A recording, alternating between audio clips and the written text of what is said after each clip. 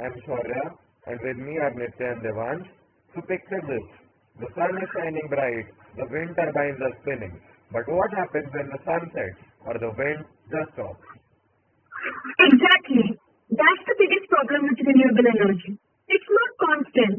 The demand for electricity doesn't stop at night, but solar and wind often do. That's where thermal energy storage steps in. Storing excess energy as heat, so it can be reused later when production drops. Right.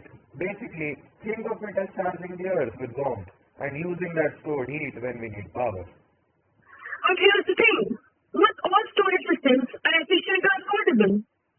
Yeah, molten salt systems, they can hold heat, but they're expensive, corrosive, and hard to maintain. Rocks are cheaper but don't heat evenly. Parts get hotter than others, which causes major efficiency losses. And of course, lithium batteries, great for your phone, terrible for large-scale thermal storage. They degrade fast and they are not eco-friendly either.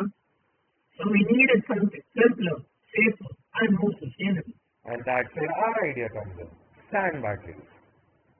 You mean literally storing heat in sand? Exactly. The same sand you'd find at a construction site, heated up using renewable electricity. It's such a simple idea, but it solves so many problems. We use renewable energy when it's available, store that heat in sand, and release it when it's not. So basically, a thermal battery made of sand, cheap, scalable, and surprisingly efficient. So why sand? Well, sand can handle extreme temperatures, even up to 1,000 degrees Celsius without melting or breaking down. It doesn't corrode like molten salts and it stays stable over repeated heating cycles. It's also incredibly cheap. We are talking a few hundred rupees per ton, which makes cleaning much easier. And here's a fun fact. Sand is now being researched for use in micro batteries, showing just how versatile it is beyond just storage. And since sand is everywhere, it removes the dependency on rare materials, meaning even small towns or industries could build their own mobile systems affordably. Here's where the engineering magic happens. In large-scale setups, sand is stored inside huge insulated steel silos, kind of like a giant thermos, but filled with sand instead of coffee. Renewable electricity from wind or solar powers resistant heating elements inside the silo. These heaters convert electrical energy into heat, which gradually warms up the sand. The insulation, usually made of rock wool or fiberglass, keeps the heat trapped for weeks, even months, with minimal losses. The temperature inside can go up to 1,000 degrees Celsius, safely contained. When energy is needed, the stored heat can be extracted using controlled air circulation or through heat exchangers, providing direct heat for industries or district heating networks. No combustion, no emissions, and no chemical waste. Just stored renewable heat, ready to be used whenever required.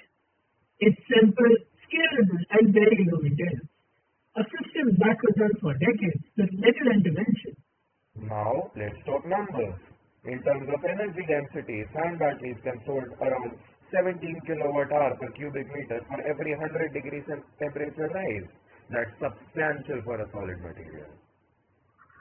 And when we heat it to 400 degrees Celsius or more, the stored energy jumps massively, making it suitable even for small cities or industrial zones.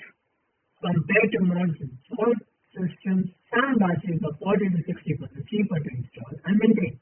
They also last longer because there's no risk of corrosion or degradation of chemicals. And unlike chemical batteries, there is no fire risk, no rare materials, and no disposal problem. Just plain sand doing all the work. Even if efficiency for electricity conversion is around 35 to 40% currently, the cost per stored kilowatt-hour is among the lowest, and we can further improve it with future tech like thermophotovoltaic converters. To wrap up, sand batteries offer a clean, cost-effective, and sustainable way to store renewable energy for long durations. They can be easily integrated into existing renewable grids, making them one of the most promising paths towards a stable, emission-free future. So, in short, a simple material like sand could very well become the backbone of tomorrow's clean energy systems. Thank you.